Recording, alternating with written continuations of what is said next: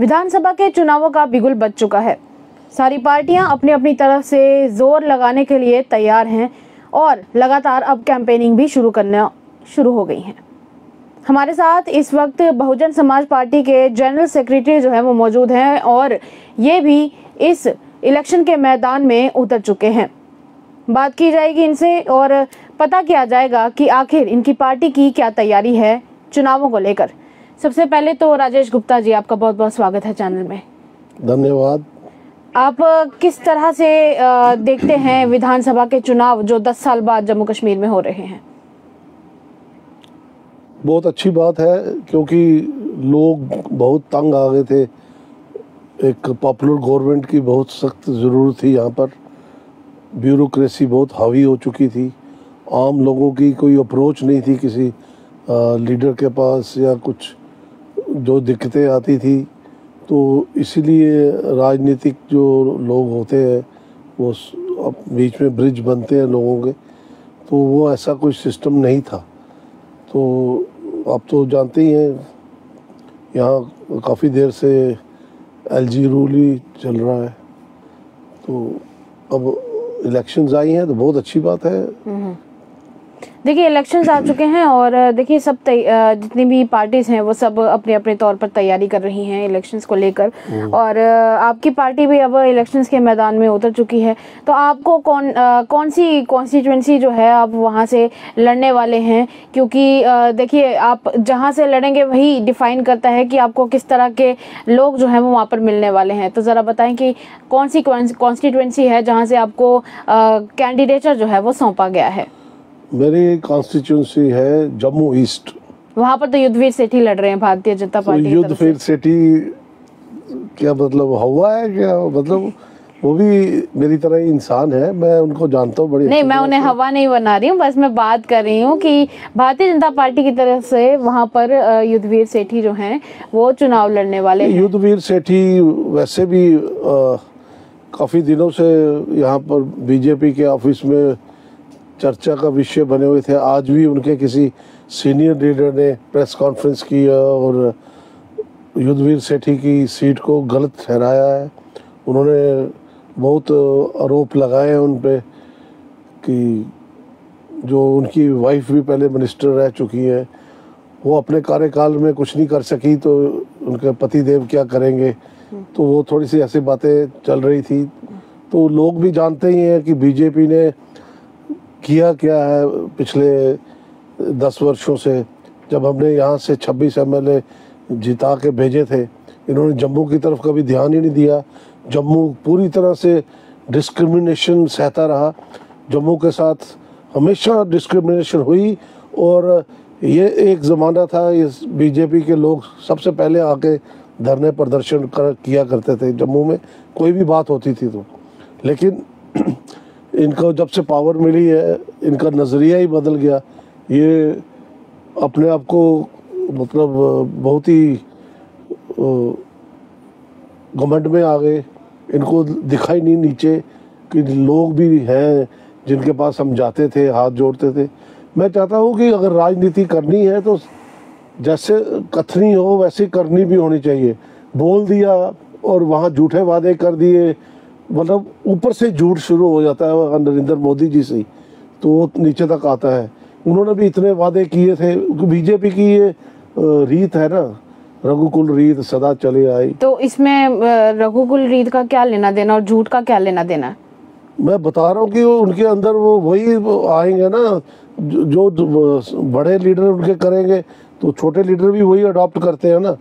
कहते हैं ना कि when old cock crows young one learns, तो उन्होंने वही लर्न करना है जो ओल्ड बोलेंगे।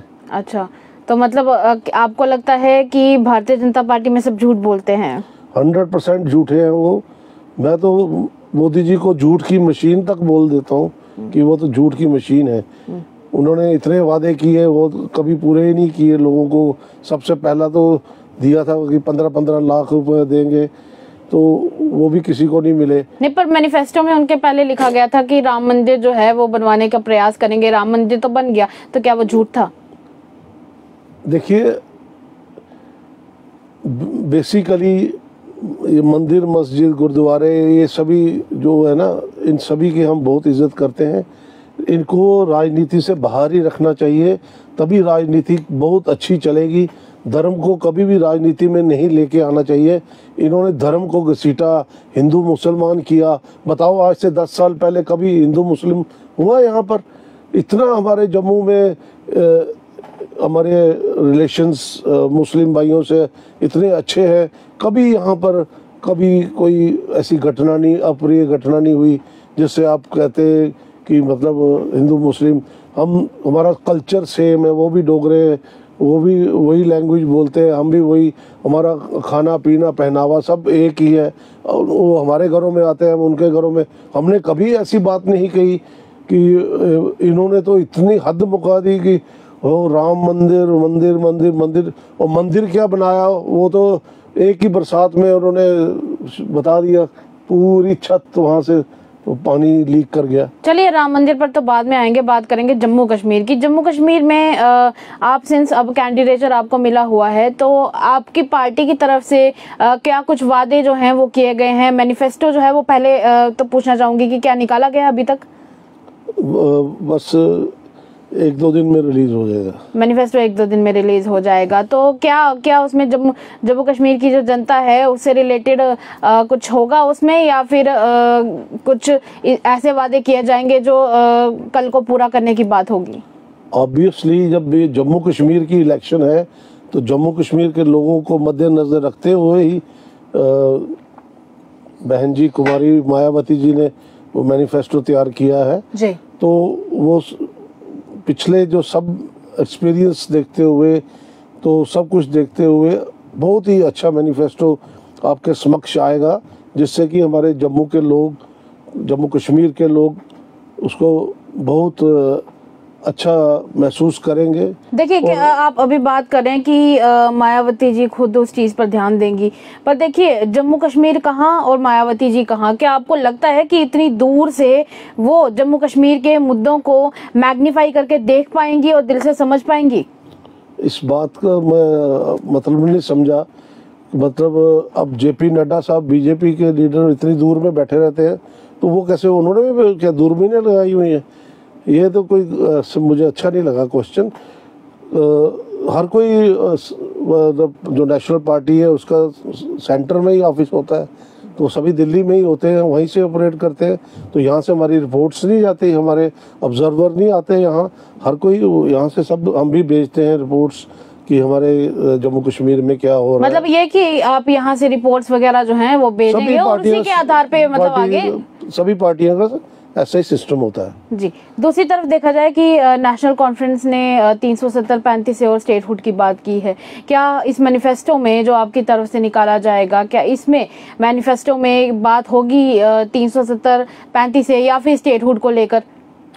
इस सिलसिले में इसका जवाब मैं अभी नहीं दे सकता, क्योंकि जैसा कि मैंने आपसे पहले अर्ज किया है कि 2 दिन के बाद हमारा मैनिफेस्टो आ जाएगा, तो फिर ये नेक्स्ट टाइम आप मुझसे क्वेश्चन कर सकते हैं। जनता के लिए आपका क्या मैसेज रहेगा? जनता के लिए यही मैसेज है कि इस बार इलेक्शन आई है, आप हर बार की तरह सिर्फ ये नहीं देखना है कि ये पार्टी आ गई वही वाली रिपीट करते जाओ।